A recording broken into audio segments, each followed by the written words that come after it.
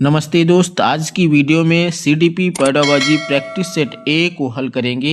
ये प्रश्न CTET NCERT पर आधारित है जो आपकी परीक्षा के लिए बहुत ही महत्वपूर्ण है। तो चलिए दोस्त स्टार्ट करते हैं। वीडियो को अंत तक देखिएगा क्योंकि यह वीडियो क्लास बहुत ही महत्वपूर्ण होने वाली है।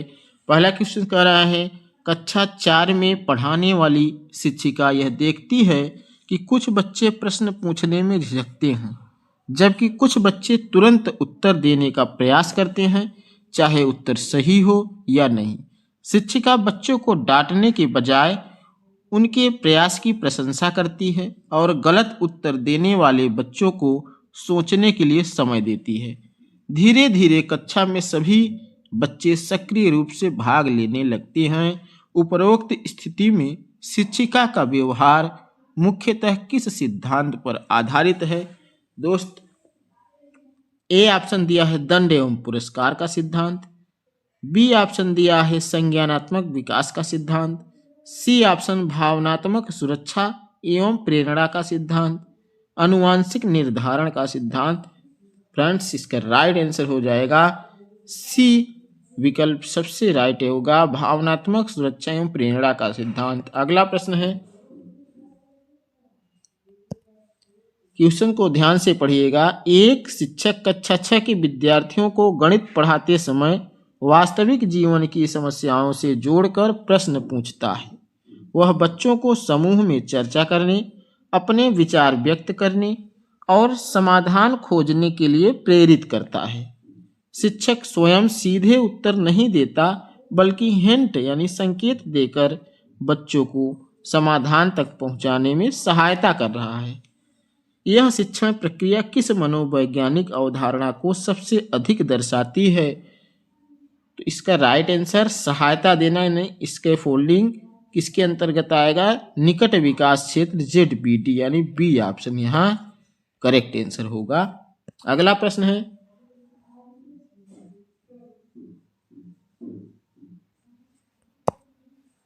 कक्षा 2 का एक बच्चा बार बार लिखते समय अक्षरों को उल्टा लिखता है। शिक्षक उसे आलसी या कमजोर न मानकर उसकी कॉपी का विश्लेषण करता है और पाता है कि बच्चा मौखिक रूप से अच्छी समझ रखता है।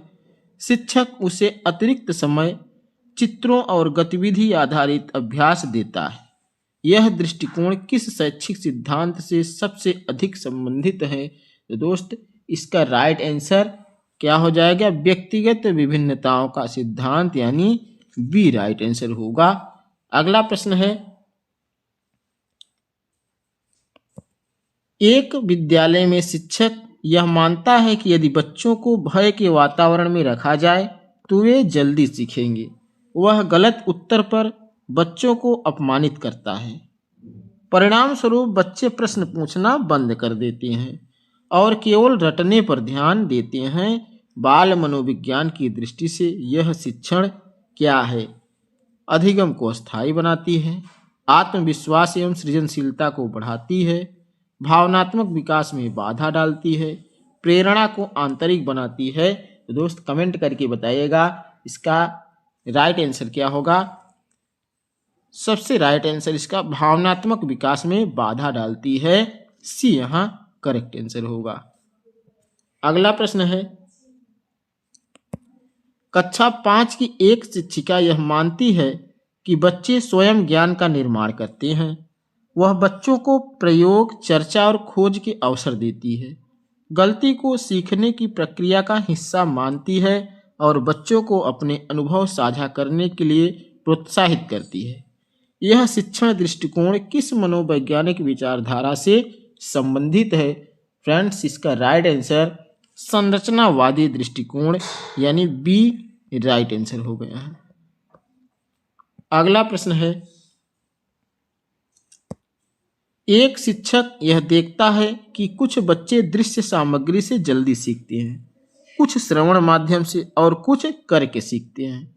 वह अपनी कक्षा में चार्ट, कहानी, प्रयोग और गतिविधियों का संतुलित प्रयोग करता है। यह शिक्षण रणनीति किस सिद्धांत पर आधारित है?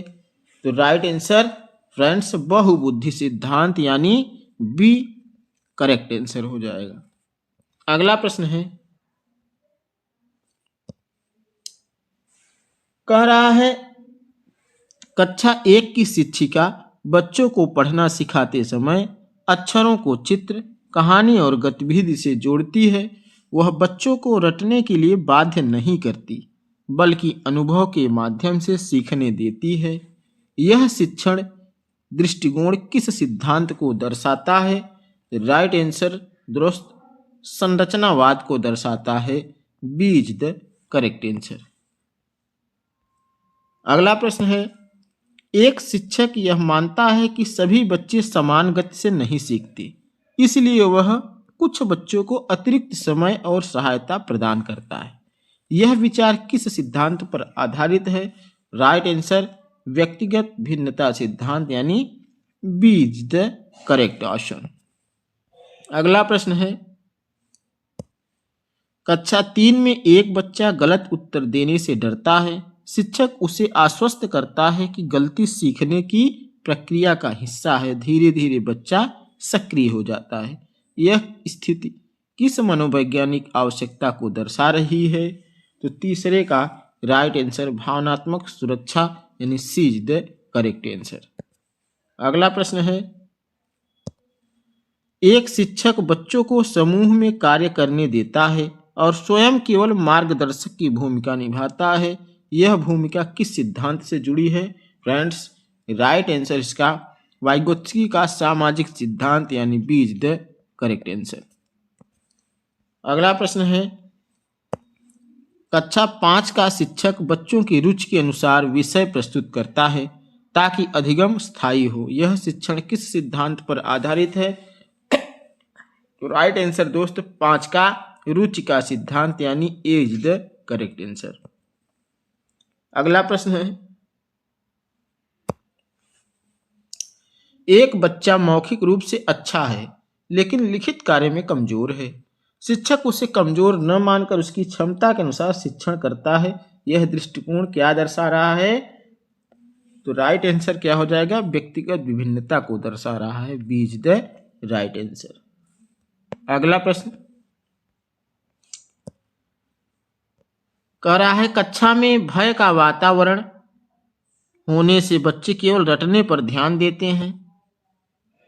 मनोविज्ञान के अनुसार यह स्थिति सृजनशीलता को बढ़ाती है, स्थायी अधिगम देती है, आत्मविश्वास घटाती है, आंतरिक प्रेरणा बढ़ाती है। कौन सा राइट आंसर हो जाएगा? इसका राइट आंसर आत्मविश्वास को घटाती है यानी C is the right answer. अगला प्रश्न, एक शिक्षक प्रयोग, गतिविधि और चर्चा के माध्यम से पढ़ाता है। यह किस अधिगम को बढ़ावा देता है? फर्स्ट ऑप्शन है यांत्रिक अधिगम, अर्थपूर्ण अधिगम, अनुबंधन और दंडात्मक अधिगम। कौन सा राइट आंसर होगा?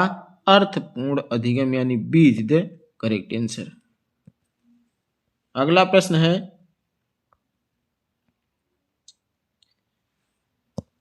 कक्षा 2 का बच्चा अक्षर उल्टा लिखता है। शिक्षक उसे दंड नहीं देता बल्कि अभ्यास कराता है। यह किस दृष्टिकोण का उदाहरण है?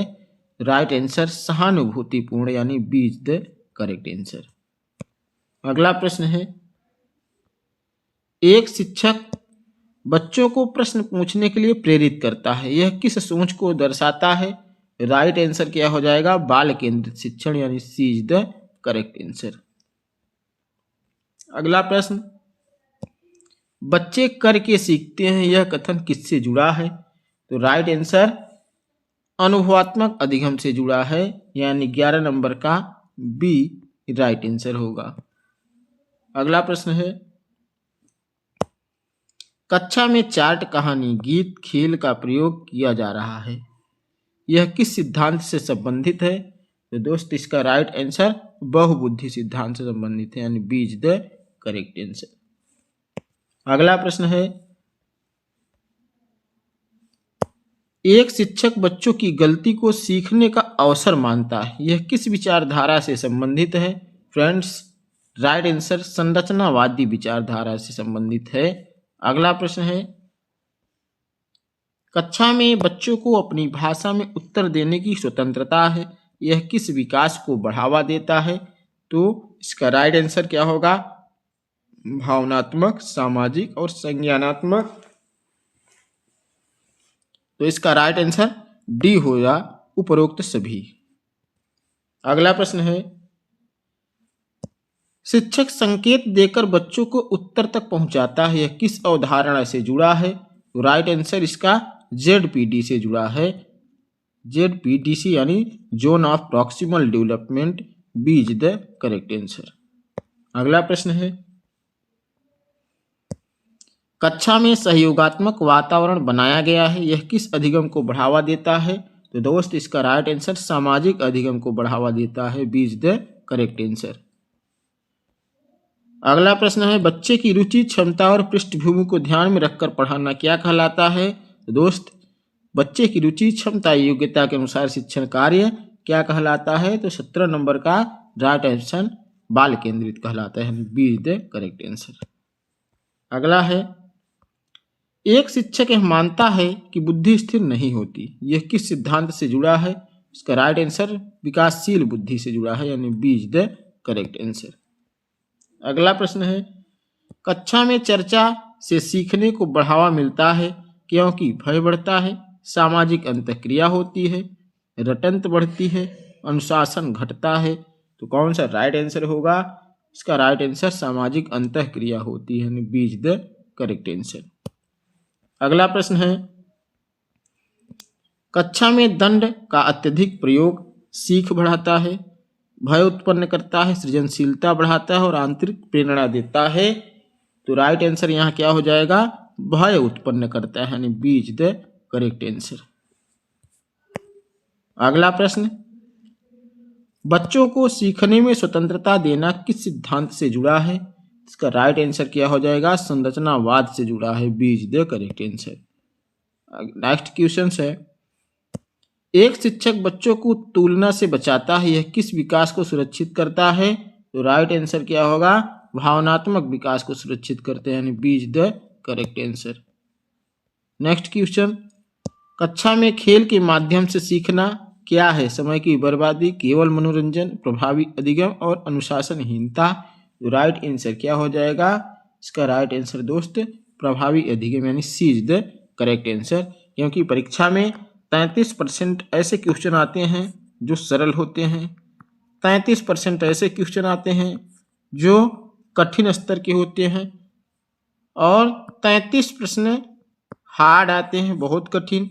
बाकी आपका 1% बचा, वो बहुत ही कठिन होता है। इतने स्तर के प्रश्न आते हैं एग्जाम में, उसी को ध्यान में रख के यह क्वेश्चन तैयार किया गया है। बिल्कुल ध्यान से आप पढ़िएगा। शिक्षक बच्चों की प्रशंसा करता है, यह किस प्रकार की प्रेरणा है? इसका राइट आंसर यह बाह्य प्रेरणा है, यानी B is the correct answer. अगला प्रश्न है, कक्षा में बच्चों को निर्णय लेने का अवसर देना अनुशासन तोड़ता है, आत्मनिर्भर बढ़ाता है, भय बढ़ाता है, प्रतिस्पर्धा बढ़ाता है। इसका राइट आंसर क्या होगा फ्रेंड्स? यह आत्मनिर्भरता को बढ़ाता है, यानी बी करेक्ट आंसर होगा। अगला प्रश्न है, बच्चा स्वयं ज्ञान का निर्माण करता है, यह कथन किससे जुड़ा है? राइट आंसर क्या हो जाएगा? संरचनावाद से जुड़ा है, यानी B is the correct answer. अगला प्रश्न है, शिक्षक बच्चों की मातृभाषा का प्रयोग करता है, यह किस सिद्धांत से जुड़ा है? राइट आंसर ए होगा, बहुभाषिकता से जुड़ा है, यानी A is the correct answer. Next, बच्चों को सक्रिय बनाना किस शिक्षण की विशेषता है? इसका राइट आंसर क्या हो जाएगा? बाल केंद्रित विशेषता है, यानी B is the correct answer. 29 number question है, कक्षा में भयमुक्त वातावरण क्या करता है? सृजनशीलता बढ़ाता है, यानी C is the correct answer. अंतिम प्रश्न है दोस्त, सीडीपी के अनुसार सर्वश्रेष्ठ शिक्षक वह है जो केवल पाठ पढ़ाए, दंड से नियंत्रण करे, मार्गदर्शक बने, केवल परीक्षा पर ध्यान दे। तो इसका बहुत सिंपल ही क्वेश्चन है, मार्गदर्शक बने, यानी C is the right answer. Video अच्छी लगी हो तो लाइक करिएगा दोस्त, और चैनल को सब्सक्राइब भी कीजिए।